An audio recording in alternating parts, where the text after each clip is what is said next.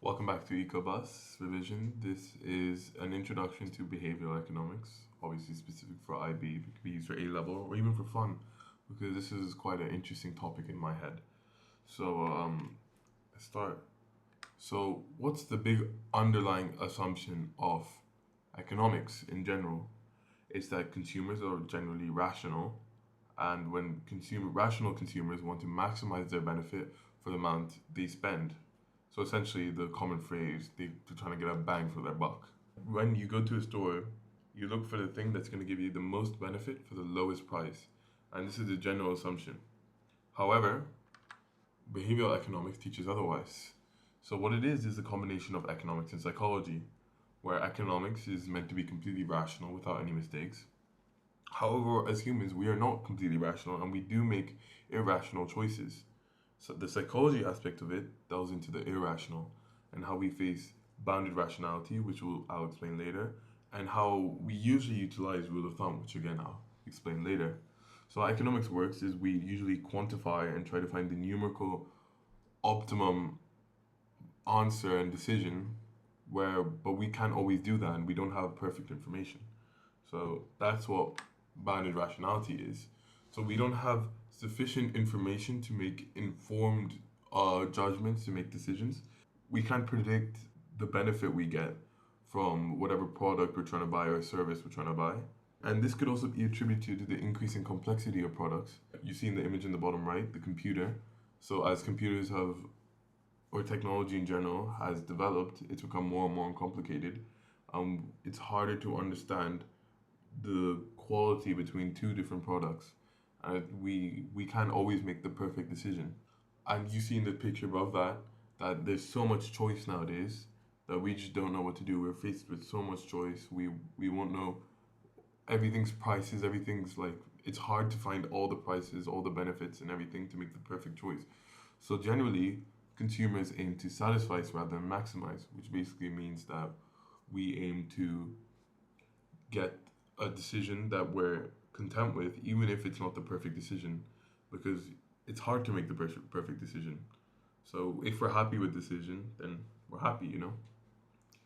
So another aspect of why we're irrational is the default bias in choices. So usually people prefer to keep carrying on recurring choices, and these repeat choices are automatic. So usually people would like to buy the same things that they normally do. For example, toothpaste. You would normally buy the same toothpaste you always do whenever you run out. Or, the common thing, you always stay loyal to your barber. You go to the same barber all the time. You don't change. And these repeat choices are just like automatic. It's embedded into your head. You don't feel there's a need to change it. Even if there's a change in quality or price and there's a better option, you don't look for it. You just go for your default one. And then there's also a sense of brand loyalty. So one of the biggest companies with a lot of brand loyalty is Apple. So people would love to dig into their ecosystem and buy their phones or Apple Watches just because of the brand name of Apple, and they've always bought Apple. Moving on to rule of thumb. So this is the big thing. So rule of thumb is generally when we take mental shortcuts to come to a quick but satisfactory decision. So not this decision's not perfect due to the complex factors that are included in making this decision, like the price, the quality of the product, what goes into the product, how it's produced, everything like that.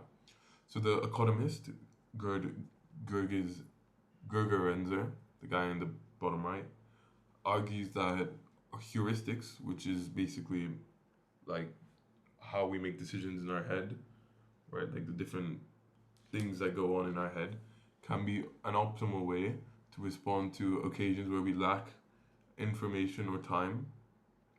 And people usually learn from experience and develop many different heuristics over time, which makes our decisions even better over time as we become more wise, essentially.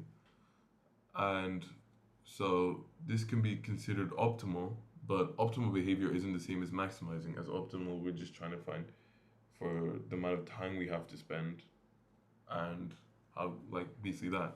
It's just time, in terms of time, is quicker to make an optimal decision, but maximizing the decision make sure we make the best decision possible. So when mental shortcut we usually take is for food, uh, like burgers perhaps. We just like we know what we like, so we normally go for the same thing that we usually do. So burgers is a good choice. Like whenever you go to a McDonald's or Burger King or wherever you go to eat, you pick the same thing as you did last time because you enjoyed it last time, and that's how you develop your heuristics. So trends in social standards. So our day-to-day behaviors influenced strongly by what we understand to be social norms and standards. One of them to be like donating to charity. Donating to charity is actually considered completely irrational in economics, as you are not getting any benefit, but you are spending. But obviously, it doesn't take into account how the joy or happy you feel that you are helping others. Another one is when you're at a pub, you buy a round for everyone. And again, this is not considered maximizing behavior in economics as you're spending money on other people's benefits, something that's not your benefits. But it's again, these two things are social standards and social norms, and we see it everywhere. So we're like, oh, we must do this too. And that's same as herd behavior. We often make decision based on who's around us. I think the most common place where people do this is at a restaurant. Whenever you're looking at a menu and you hear someone else, someone with you're with, pick a food or a drink, you'd say, "Oh, I'd have that too sometimes," because you see they're having it, and you might think, "Oh, they might know what's good." And another big thing is trends, following trends. Everyone likes to follow trends, specifically in like numerous different sectors, but specifically fashion. So obviously, fashion, we see a new trend and we'd like to buy that type of clothing, like baggy clothes or whatever. Uh, so yeah, following trends is a huge thing that people do, which can be irrational when we have a product that is older but might benefit us more, you know? So anchoring. So values often set by anchors or inputs in our minds, which we use as mental reference points.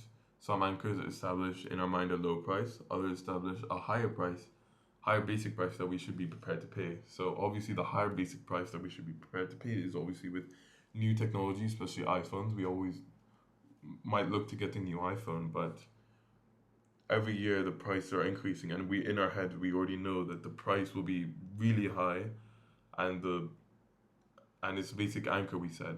Another one is set by the actual owners or whoever is when a house is on sale. You always see the anchor price and the base price, even though you likely have to negotiate for negotiate with the owner for a different price. But that's like the anchor price that everyone has set into their head. Commitment. So the more public our position, the less we are willing to change, and so basically we just feel pressured by others. We say that we want something and we see other people hear what we said, so they'd be like, oh, so you're getting this, and you'd feel like, oh, I can't change now, I can't back out now. And this is a common technique used by stores to have someone with you helping you, is usually they could like kind of pressure you and make you feel more public, so you're less willing to change. And also, we feel more strongly about activities in which we are committed to. So, for example, a diet. A lot of people have set diets, right? So when you're doing this diet, you feel you're going to be committed to the food based on that app. You know, the app usually can say which companies you should buy this food from or whatever from the diet. So you're more likely to buy because you're committed to it. Another one would be expensive gifts, which is kind of links to societal norms, buying gifts and everything. So usually you feel committed when you say, "Oh, I'm gonna buy a gift, expensive gift for this person," and you feel more strongly about buying, and you're less likely to back out because you committed to it.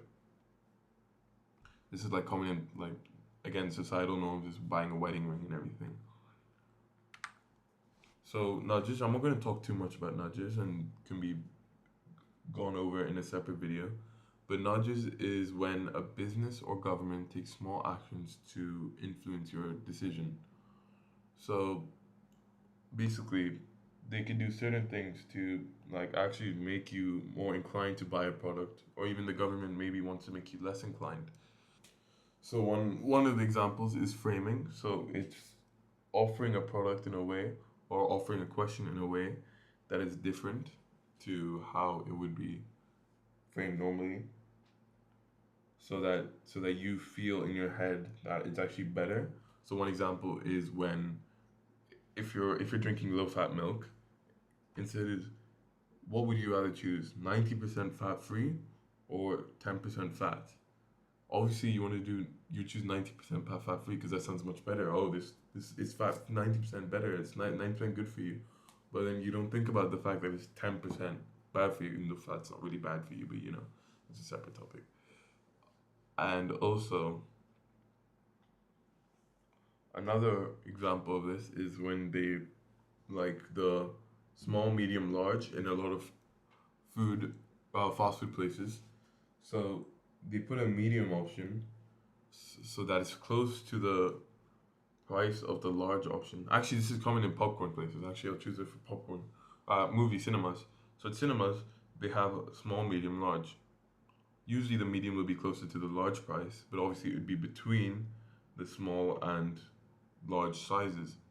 So when you say you're gonna get a medium, they might offer you saying, "Oh, the large is only this much more for this much, for even much more popcorn." So you're like, "Oh yes, then I'll choose the large," and that's how they get people to choose the large over the small. Because if there's no medium option, then you're like, "Okay, the large is so much more expensive, and I don't want that much, so I'll just choose the small." But large, having a medium pushes people more into the large. Priming is also when you like subconsciously make someone feel like they should do something, getting them prepared. So like ads or just having subconscious things, like in movies they have just doctor, like they might have a Dr Pepper or they might have Coke or something. They're using iPhones, and then you just feel more likely to buy it because it's in your head subconscious. You won't notice it, but your mind will, and it'll be in the back of your head. Choice architecture is when they lay something out in a way to make you more inclined to buy something. So, like having a salad bar near the front, so you're more likely to have salad. Having the stairs closer to the lift, so you're like, oh, I see stairs, might as well just take the stairs. Having in a supermarket, just the layout of the supermarket, having more expensive stuff closer to the entrance so that you're more likely to buy it. Or at the end, you're near the cashier, they have these small gums or chocolates and stuff like that, that you're like, oh, I'll just pick that up. It's nice and cheap, anyways. So, yeah. So, that was it for behavioral economics. I hope you enjoyed and you understood it a little bit. And this is for IB, it's really important because they could ask you some 4 markers on it, or it could be really helpful for evaluation of 10 and 15 markers.